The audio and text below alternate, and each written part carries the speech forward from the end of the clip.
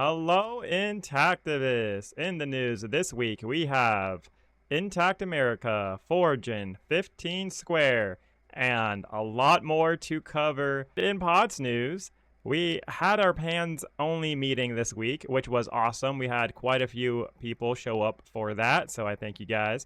If you are a Pan member and you did miss it, you can definitely ask a fellow Pan member what you missed, or visit the exclusive channel. And there's probably some updates in there for sure. Also, if you do want to become a Pan, I will let you know that I do constantly talk to people in the Only Pans channel. Honestly, that channel is the most active channel because everyone who talks in that group knows what's going on more than your average Intactivist. And obviously, Pan members are a little more serious about POTS and Intactivism success because they are literally putting their money on the line. It's a really awesome group to be a part of. And in the cyber ad campaign that POTS is running, we reached about 890,000 people so far. CLR Breaking the Cut, Hoodie by Nature, is also helping POTS run this campaign. We are also getting some help from Darwin. He's been super awesome. He's brand new in helping POTS. So if you guys want to, remember to join my Discord where you can go and easily volunteer and help make POTS and Intactivism much better. We have lots of jobs and it's very easy to be helpful. Melina is back on POTS. Her brand new Part 1 interview got released this Saturday, answering the difficult question, should Intactivists focus on preventing circumcision or multiple issues? Also, in the video special, the war mindset, is it good or bad for Intactivism? We answered just that. Now, Breaking the Cut did an awesome write-up on it. It sounds really good, but then, of course, I dissected it. So let's actually read what Breaking the Cut wrote. Said, the war mentality in Intactivism, from the war on drugs to the war on terror. America frames everything as a battle. Even in Intactivism, you hear it. The war against circumcision, fighting pro-cutters, taking on the medical machine. But is that mindset helping us or hobbling us? In a provocative new video, POTS asks the hard questions. Why does our movement lean into anger and paranoia? How is the war mindset burning money and burning out volunteers? Are we setting ourselves up to lose against billion-dollar institutions? But more importantly, what's the alternative? This isn't just critique for critique's sake. It's a challenge to step back, heal, and rethink how we fight for children's rights without destroying ourselves in the process. And then he has, watch the video and subscribe and all that great stuff. Definitely go ahead and do all of this. That would be fantastic. Anyways, I do notice that he did put rethink how we fight for children's rights. I feel like the whole video was how we should be not necessarily avoiding war language, but like how it doesn't help. And I feel like it would have been much better for him to put, instead of fighting, he could have put protecting and defending and securing. Any one of those three would have been perfect. Rethink how we defend children's rights, or protect children's rights instead of fighting. But I don't know, I guess that's me just being nitpicky, I guess. And also, super cool graphic here. He did take me and Dr. Pecker out. I guess we weren't cool enough to make the cut. Anyways, the irony, though, is not lost on me that Breaking the Cut literally describes protecting people's bodily autonomy as a war in his profile picture. Literally, if you go click his profile picture right here, it says, we broadcast from the front lines of a war on bodily integrity. And so it's interesting how he even uses the war mentality and the war mind frame whenever he goes and he talks about Intactivism. I don't know. It's very interesting. And also, I did not know Breaking the Cut did so much, personally. I thought he just did t-shirts, but apparently he does a lot more.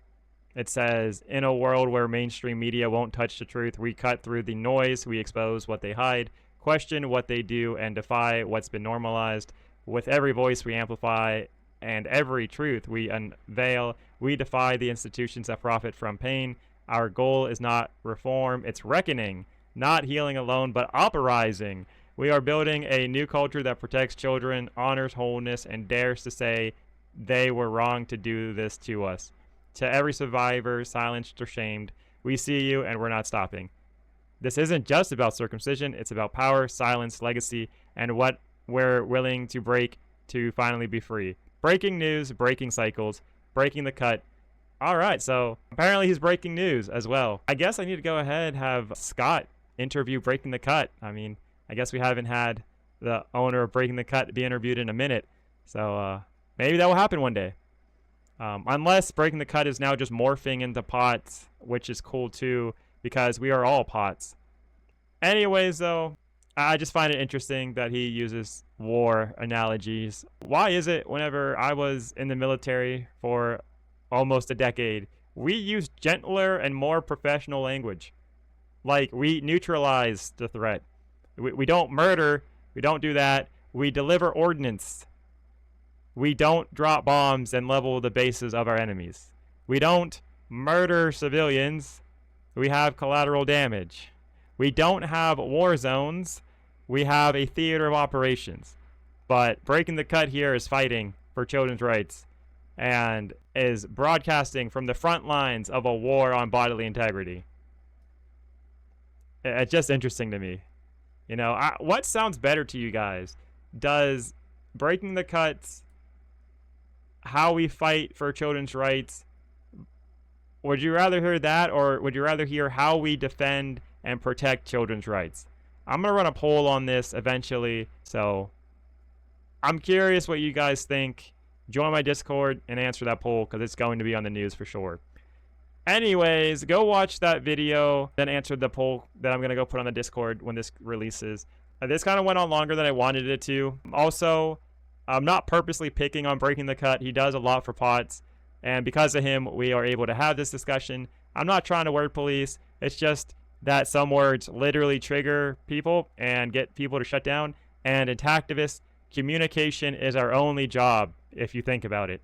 That is the only thing Intactivists have to do, is communicate. Our words are our tools. They are very important. Yeah, but like I said, this went on a little bit longer than it was supposed to. So anyways, in Foregen news, the dedication behind the data. I'm just going to move me completely here. So my honest opinion, a lot of this was extra word salad-y, and it was kind of hard to read. I read it like 3 times. It's also pretty late where I'm at, so yeah, it seems like there's 2 main paragraphs here that are important. This one here: recently our team in Slovakia achieved an important milestone, completing preliminary analysis of decellularized tissue samples, including histology, immunohistology, and residual DNA characterization, and the first steps of supplementary biomechanical testing. Yeah, that was a whole lot to read. Each of these stages is critical to be viable. Our re-engineered tissues must demonstrate the same structural and functional properties as native human tissue. While the results so far are very promising, they represent only one part of a rigorous process required for future preclinical and regulatory applications. So long story short, they're not on human clinical trials yet. And if you guys understood what half of this meant, that's pretty impressive, because, I mean, some of these sentences didn't really have a lot of meaning. Like this one here: while the results so far are very promising, they represent only one part of a rigorous process required for future preclinical and regulatory applications. Like, what? It doesn't tell you how many parts are there. This is just one part. Is there 5 parts? Is there 10 parts? They talk about the results being promising, but we don't have them. We can't see them. They talk about a future process, but don't really go into that too much. So, I mean, I don't know. Like, a lot of this was like this last sentence. I don't know. I feel like at this point, a lot of people read Foregen's commentariums just to read them. If you're confused reading them, don't worry, so am I. Also here, this is important, and this is just the beginning. Our research team is already working on recellularization experiments, which represent the next highly critical step in transforming decellularized scaffolds into living functional tissues. In future updates, we'll take a closer look at each part of this journey, from decellularization to bioreactor systems to innovative recellularization strategies, and the unique challenges this research brings with it. We are venturing into territory where no one has gone before, so stay tuned. I don't like that per se. When people say, oh, hey, no one's ever done this before, I like things when things have been done and tried and tested. This is not certain at all.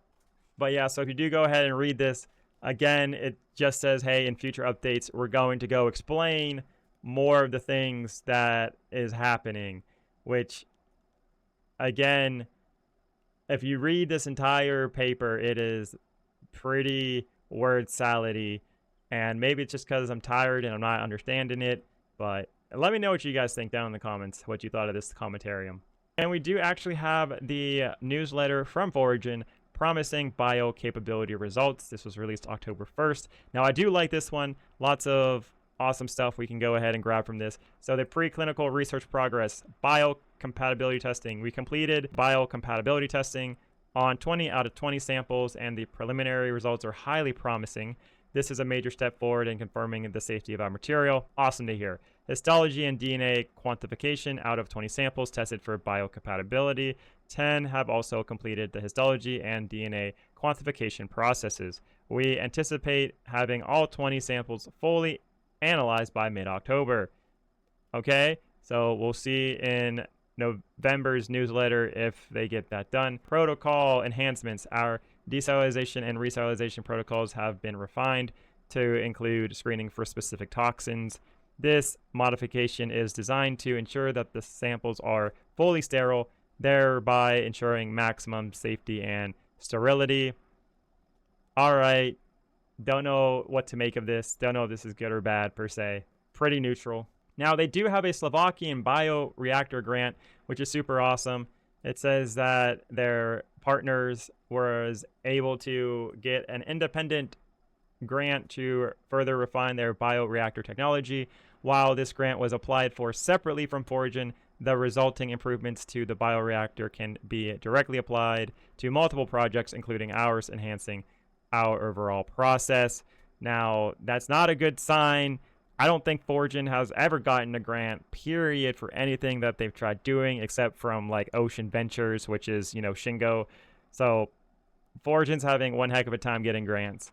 Anyways, journal submissions, animal trial results. Dr. Palumbo is currently awaiting feedback from the journal. Her team submitted the results of the animal trials conducted in Italy. We will share an update as soon as we receive the news.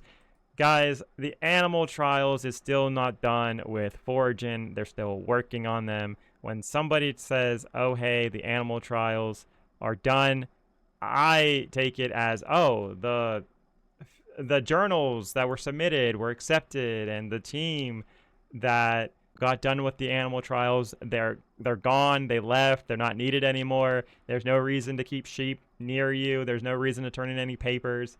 Like, I am in the camp that animal trials is still a thing.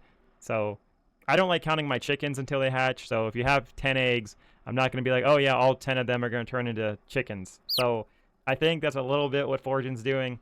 But again, I don't know. I could be wrong. Future publications following the completion of this current preclinical research project, the team believes we will be able to write and publish 2 to 3 articles sharing the methods and results with the wider scientific community.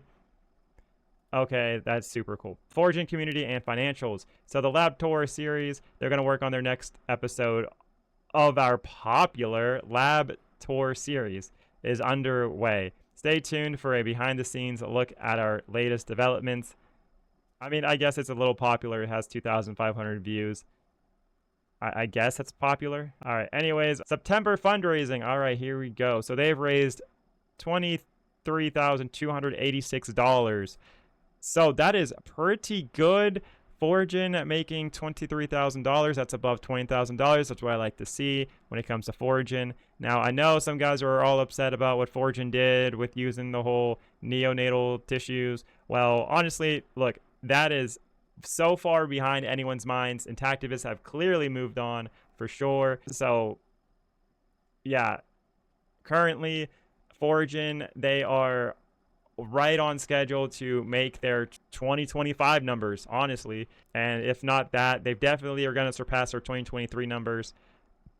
We'll see what November newsletter has in store, and the December one and the January one, because they are 1 month behind. So, I mean, Foregen has all the makings of actually making a potential new all-time high in donors this year. We shall see if that happens, though.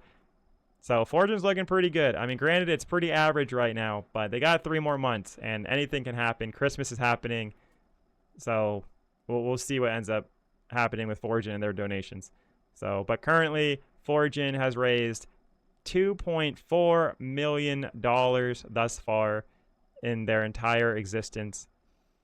So that's super awesome, and they have raised about $217,000 for the year. And in Intact America news. So this is actually kind of Intact America / Bloodstained Men news, because Intact America made an X post and a Facebook post saying, Intact America salutes Bloodstained Men for taking the intactivist message to communities large and small throughout the United States. Anti-circumcision protest in Grand Junction, sharing the article from KJCT8. Now, at first glance, this seems super cool. Like, oh, wow, Intact America is, like, endorsing the Bloodstained Men.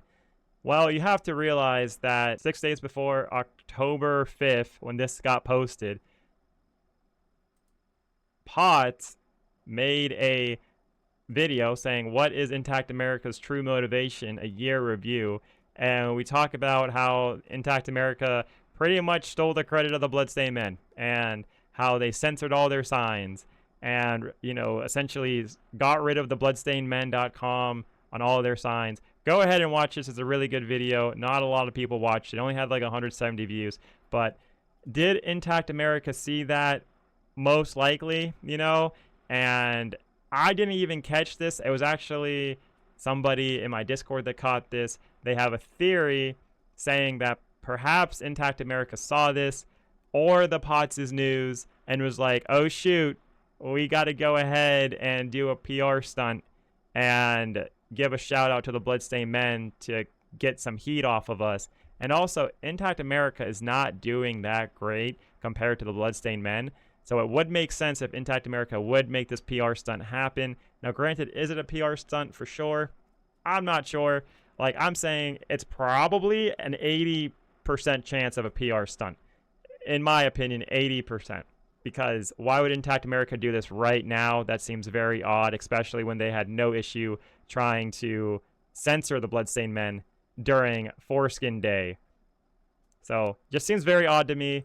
And also, the Bloodstained Men and their friends literally reposted this on their Facebook, which blew my mind. Bloodstained Men 5 hours ago says, Intact America salutes Bloodstained Men for taking the intactivist message to communities large and small throughout the United States. And, you know, they're all excited that the Intact America gave them a shout out. But the thing is that if this was a PR stunt for Intact America to go ahead and save their skins, and Brother K, who apparently runs the Facebook of the Bloodstained Men, if he didn't realize that, all what he did was, one, allow Intact America to get that scapegoat to be like, oh yeah, hey, we made some content with the Bloodstained Men and we're saluting you, like we're honoring the Bloodstained Men, even though they were not honored on the Foreskin Day, you know, April 4th. The Bloodstained Men weren't really honored at all. So that's why this kind of seems hypocritical, because, you know, saluting is an honorable thing. But yeah, it just seems like such a small crumb that Intact America gave the Bloodstained Men this. And the Bloodstained Men gave Intact America publicity doing this. And Bloodstained Men at this point is almost double the size of Intact America.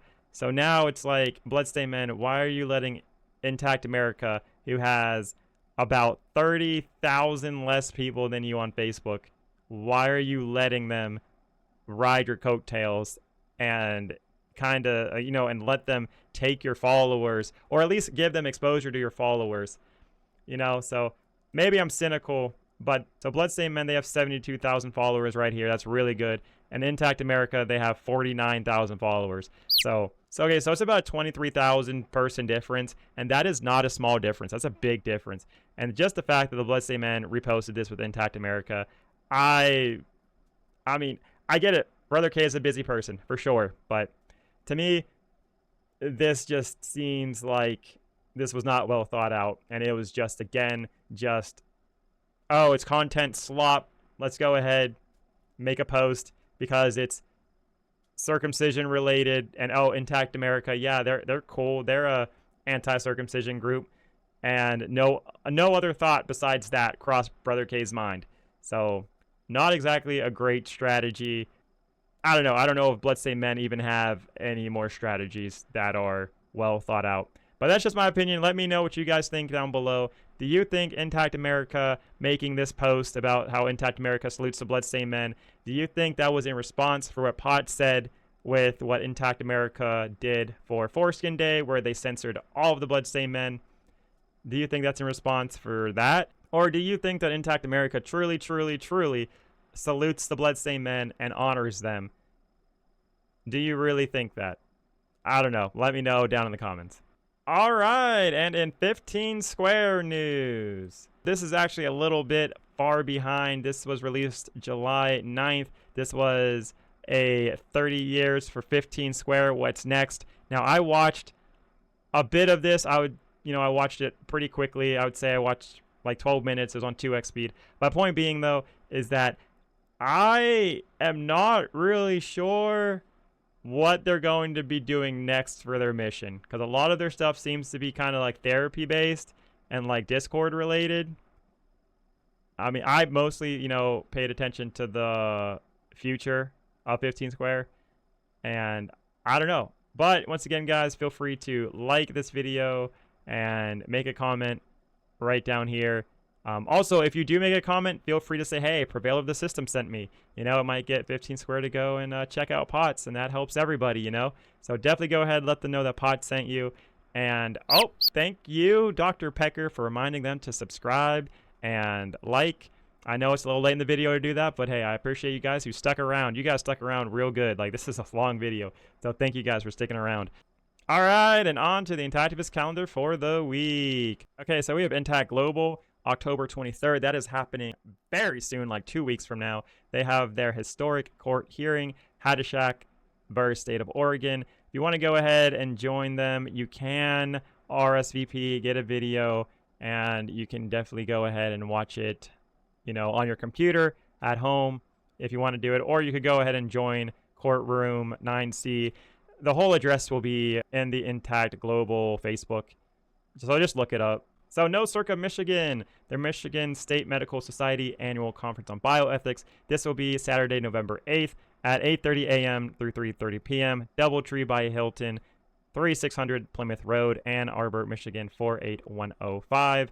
Bloodstained Men, they don't have any more protests anymore this year. They do have their 2026 Super Bowl Circumcision Crisis protest next year, February 3rd through February 9th. We'll go through these dates a little bit later when this gets closer. All right, and on to the polls of the week. So this was actually based off of the interview part 3 of Norm, where David Candela and Norm have a conversation about using e-commerce programs and getting percentage return on it. So this is the poll question. What is the highest percentage return has Pots made off a single item from the Pots e-commerce program, including the donor match? So everybody said B to C. So that's 5% to 20%. Well, they're all wrong. All of that's wrong. So we at Pots, actually, we get people who make stuff, and through merchants, they give us special offers. We actually got a special offer for some items, and one of the highest was 40%. We actually marketed this 40% item, and somebody bought it. And this item was 40%, and this was when we were getting 6x matched.